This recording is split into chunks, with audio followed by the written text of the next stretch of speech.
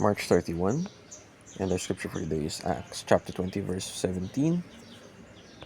From Miletus, Paul sent to Ephesus for the elders of the church. So maligayang araw sa ating lahat. Ako sa inyo sa Nandambang. Ito ang aking daily devotions para sa araw na ito. At yung tatalakayan natin paksa ay tungkol sa ikaw ba ay tunay na leader o lider-lideran? At ano naman ang elder? No? So, tignan na natin. Simulan na natin. In the New Testament, elders, or in Greek, presbyteros, were appointed to shepherd, teach, and oversee local churches. They are also called overseers and pastors, showing the responsibility to take care of God's flock. So, kailangan natin makita dito na notes is parang elders, bishops, and pastors. So, mainly referring to the same role to, kung mga basically nagagabay ng mga tao. No? So, elders are leaders of the New Testament church. And elders are selected mainly by moral standard. Yung kailangan natin maalala. Pero, dumako naman tayo sa mga teachings. Una, it is primarily function, not just a title.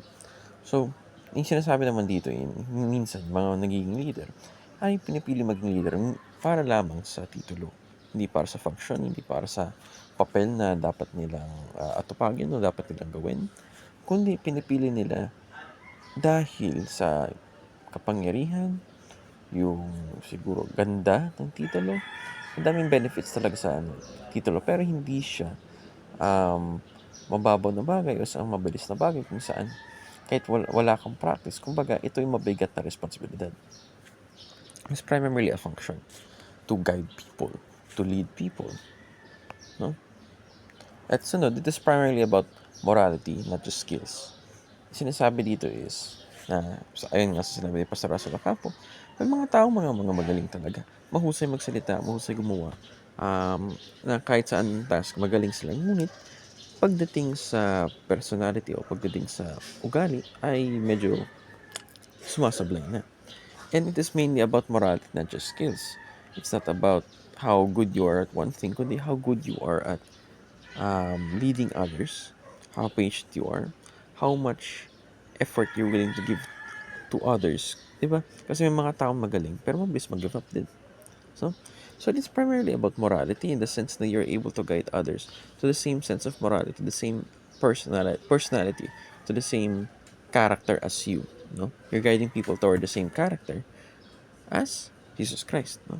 Sunod, it is primarily about serving, not being served. Ito yung pinaka-importante na madalas na sinasabi sa kahit anong possibly election, di ba? For example na, it's mainly serving. Yung pinaka-goal or leadership na ginagawa natin ay servant leadership.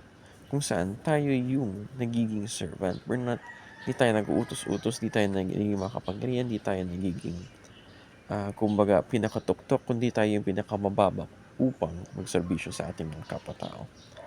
So, yun lamang. Salamat po sa pakikinig at mabuhay.